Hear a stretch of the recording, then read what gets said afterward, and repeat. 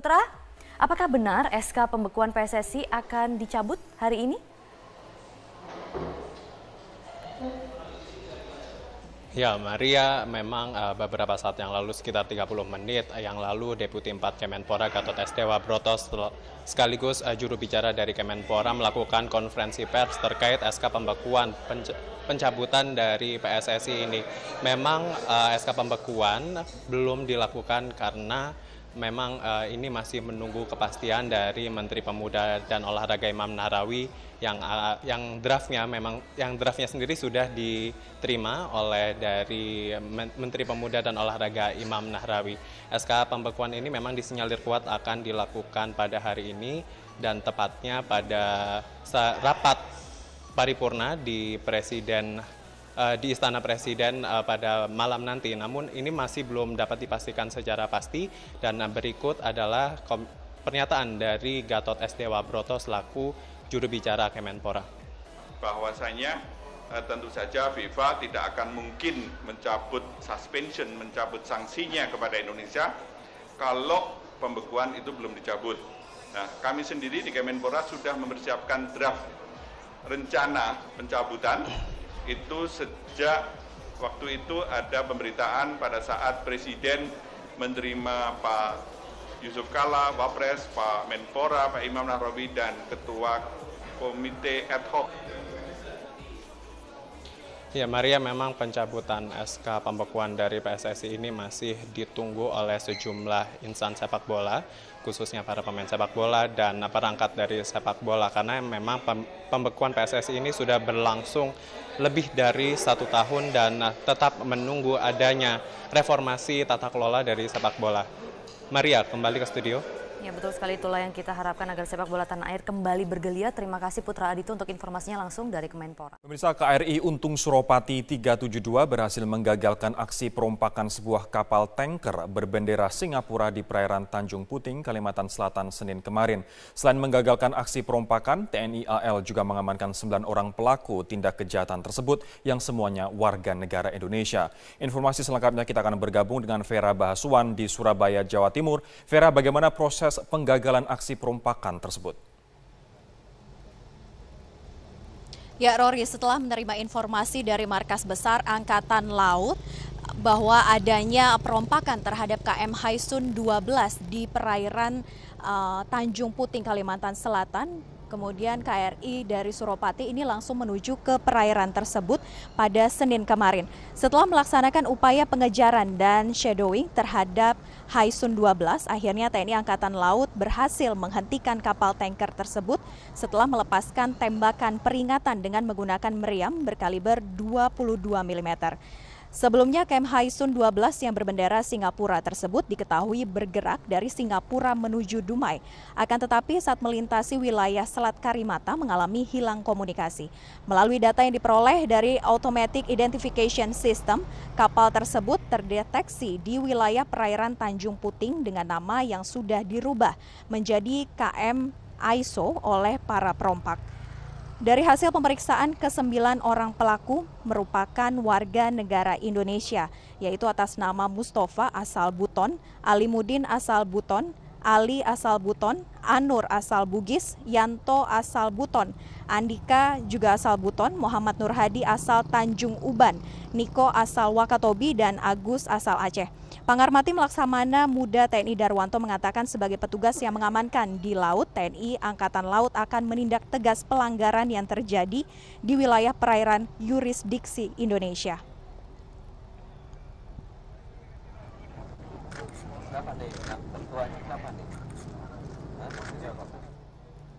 Ya, Rory. Vera Bahasuan melaporkan langsung dari Surabaya, Jawa Timur. Selamat sore pemirsa, Kanwil Pajak Jabar dan KPP Pratama Bandung Tegalega melakukan sandera badan terhadap seorang wajib pajak. Wajib pajak tersebut menunggak pajak pribadi sebesar 6,5 miliar rupiah. Usai ditangkap, sang penunggak pajak dijebloskan ke Rutan Kebonwaru, Bandung. HS merupakan pengusaha dan wajib pajak yang disandera di Rutan Kelas 1 Kebonwaru. Tindakan penyanderaan itu dilakukan setelah mendapatkan izin tertulis dari Menteri Keuangan. Menurut Kakanwil Pajak Jawa Barat Yoyo Satyotomo, penunggak pajak berinisial HS ini akan disandera sampai 6 bulan ke depan. Jika dalam waktu 6 bulan lunas, maka akan dibebaskan. Namun jika sampai 2 kali 6 bulan penahanan tidak dapat melunasi pajak, maka harta sang penunggak pajak akan disita senilai tunggakan pajak. Sebelum melakukan tindakan penyanderaan, KPP Pratama Bandung Tegalega terlebih dahulu telah melakukan upaya-upaya penagihan, mulai dari penyampaian surat teguran, surat paksa, surat perintah melaksanakan penyitaan, pemblokiran, hingga pencegahan.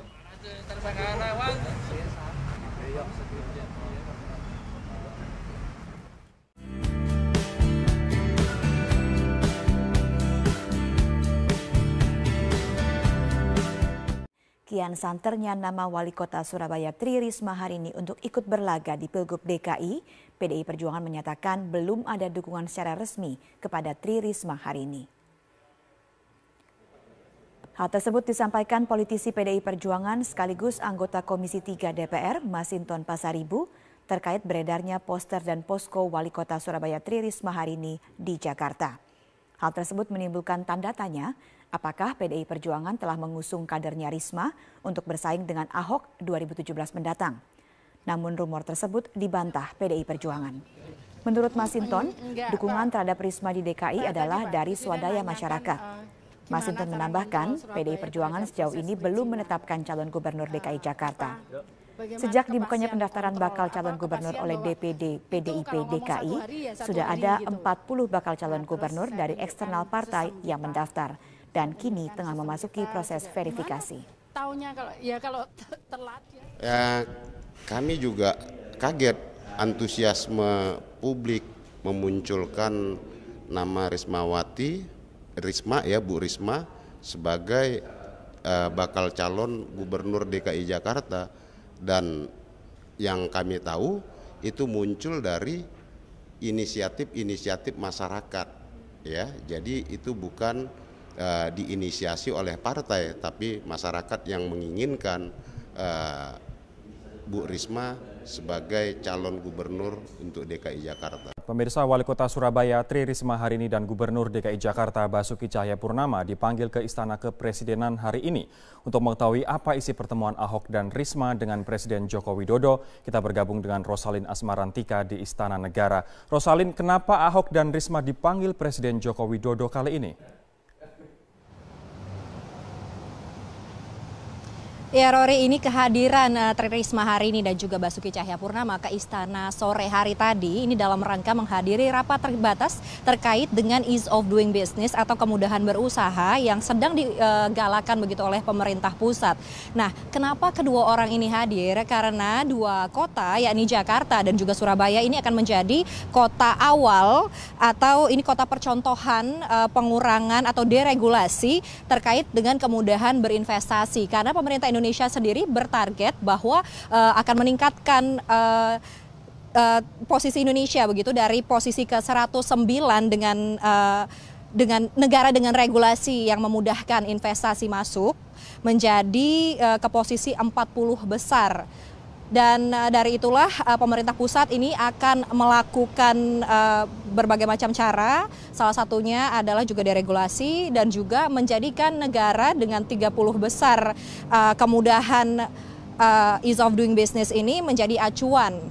Dan diharapkan nanti kedua kota ini setelah dapat terlaksana di kedua kota ini akan diterapkan lagi lah deregulasi terkait kemudahan menjalin usaha atau berinvestasi ini di kota-kota lain. Nah, tentu saja kehadiran Risma dan juga Ahok atau Basuki Cahayapurnama ini memicu pertanyaan begitu, karena sempat ada poster dukungan terkait Risma untuk maju ke Bursa DKI 1. Nah, tadi ini juga sempat dipertanyakan oleh para pewarta yang ada di Istana, Rory, dan Risma menyebutkan bahwa dia tidak mengetahui sama sekali terkait poster dukungan Risma untuk maju ke kursi Gubernur DKI Jakarta. Dan tadi juga sempat ditanyakan apakah Ibu Risma ini akan ikut begitu ke dalam Pilkada DKI Jakarta tahun depan, dan Risma menyatakan bahwa sampai saat ini PDI Perjuangan belum ada perbincangan begitu dengan dirinya, dan juga Risma menyebutkan bahwa beberapa waktu lalu Megawati Soekarno Putri, ini Ketua Umum PDI Perjuangan, sempat ke Surabaya dan belum ada perbincangan mengenai apakah PDIP akan meminang Risma untuk Pilkada DKI Jakarta. Dan inilah pernyataan selengkapnya dari Wali Kota Surabaya Tri Risma hari ini. Saya nggak tahu siapa itu, nggak tahu aku. Saya nggak tahu siapa. Maksudnya Bu, masyarakat ada yang enggak. Kemarin itu Ibu ke sana hanya saya tunjukkan juga apa yang sudah dilakukan itu. Saya hanya nunjukkan itu aja, nggak ada ngomong sama sekali soal DKI. Bu, terhadap masyarakat yang menginginkan Ibu untuk maju di DKI gimana, Bu? Gimana? Semua teman-teman tahu bahwa saya juga sudah janji sama warga Surabaya. Kan saya nggak mungkin kemudian seenak saya ninggalkan kayak gitu. Tapi kan. Gak sih, Bu? Kenapa enggak? Saya enggak pernah berpikir untuk itu kan. Iya.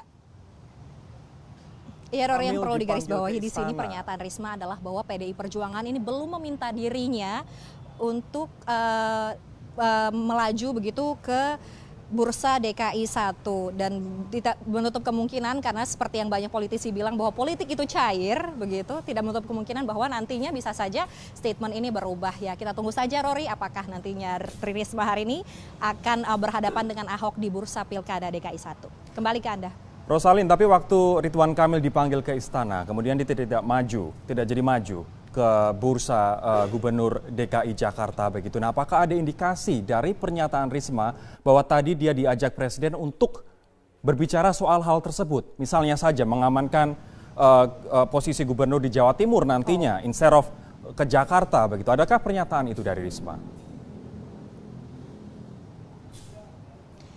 Kalau dari Tri Risma hari ini sendiri tidak menyebutkan bahwa ada perbincangan itu dengan Presiden Joko Widodo. Namun tadi yang sempat saya note begitu, ini Rory, bahwa Tri Risma hari ini menyebutkan bahwa sampai saat ini dirinya belum ada perbincangan dengan Ketum PDI Perjuangan Megawati Soekarno Putri terkait dengan Pilkada DKI Jakarta. Namun Risma menyebutkan bahwa jika nanti diminta, dia sudah mempunyai jawabannya.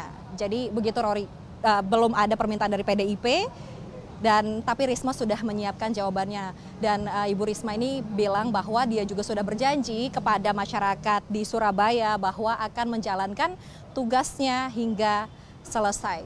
Mungkin kasusnya akan berbeda dengan Ridwan Kamil begitu, Rory, namun kita lihat saja nanti. Kembali ke Anda. Baiklah, Rosalin Asmarantika melaporkan langsung dari Istana Negara, Jakarta. Terima kasih atas laporan Anda. Selamat siang pemirsa, Gubernur DKI Jakarta Basuki Cahayapurnama hari ini memenuhi pemeriksaan sebagai saksi dalam kasus dugaan korupsi pembahasan 2 raperda reklamasi. Kita bergabung dengan Aulia Pane yang akan menyampaikan informasi selengkapnya langsung dari gedung KPK. Aulia, apa agenda pemeriksaan Ahok kali ini? Ya, Elvita, Gubernur DKI Jakarta Basuki Cahayapurnama akan diperiksa sebagai saksi untuk tersangka M. Sanusi dan juga Dirut PT APL Arisman Wijaya. Tadi Gubernur DKI Jakarta Basuki Cahayapurnama tiba di gedung KPK pukul 9.30 dan 30 menit yang lalu saat Gubernur DKI tiba di gedung KPK ini tidak banyak berbicara kepada media dan juga memang Gubernur Ahok sendiri juga tidak membicarakan mengenai materi apa pemeriksaan pada hari ini. Namun hari ini Gubernur Ahok akan diperiksa sebagai saksi terkait dengan kasus dugaan suap dalam pembahasan 2 raperda mengenai reklamasi Teluk Jakarta. Gubernur Ahok akan dimintai keterangan dalam kapasitasnya sebagai Gubernur DKI Jakarta. Dan sampai dengan saat ini juga KPK masih terus memanggil sejumlah pihak, baik itu dari pihak legislatif maupun juga pihak eksekutif dan juga dari pihak swasta. Pemeriksaan hari ini merupakan pemeriksaan pertama yang dijalani oleh Gubernur DKI Jakarta Basuki Cahayapurnama terkait dengan kasus dugaan suap reklamasi di Teluk Jakarta, dan KPK sendiri ini sudah memanggil sejumlah nama dari pihak legislatif, mulai dari Ketua Balegda DKI M. Taufik, Wakil Ketua Balegda Mary Hotma, Ketua DPRD DKI Jakarta Edi Marsudi, dan juga beberapa anggota DPRD lainnya. Dan sementara itu dari pihak eksekutif sendiri, KPK juga sudah memanggil Kepala Bapeda Tuti Kusumawati dan juga Kepala BPKAD Heru Budi Hartono serta pihak swasta. Dalam hal ini KPK sudah memanggil pemilik dari ASG yakni Sugianto Kusuma alias Aguan, dan KPK juga sudah memanggil staf khusus Gubernur DKI Jakarta yakni Suni Tanuwijaya.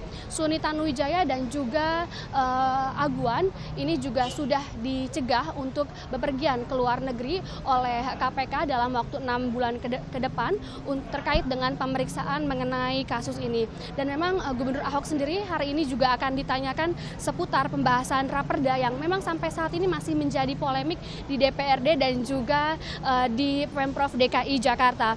Pemprov DKI sebelumnya disampaikan oleh Kepala Bapeda Tuti Kusumawati mengusulkan tambahan nilai kontribusi dari pengembang ini sebesar 15%, namun dari NJOP, namun memang dari pihak DPRD sendiri ini menginginkan nilai 5%. Nilai 15% yang diajukan oleh Pemprov DKI Jakarta, ini menurut Tuti Kusumawati, nilai tersebut adalah untuk merevitalisasi kawasan daratan Jakarta, termasuk juga untuk pemeliharaan lingkungan dan juga pemberdayaan masyarakat. Dan untuk nilai 5% ini yang diduga, ini angka tersebutlah yang diduga menjadi angka antara Direktur PT APL melakukan suap kepada Ketua Komisi D DPRD DKI Jakarta Muhammad Sanusi. Untuk sementara, Elvita, informasi yang dapat kami sampaikan, kembali ke Anda di studio. Ya baik, Aulia Pane, terima kasih untuk laporannya.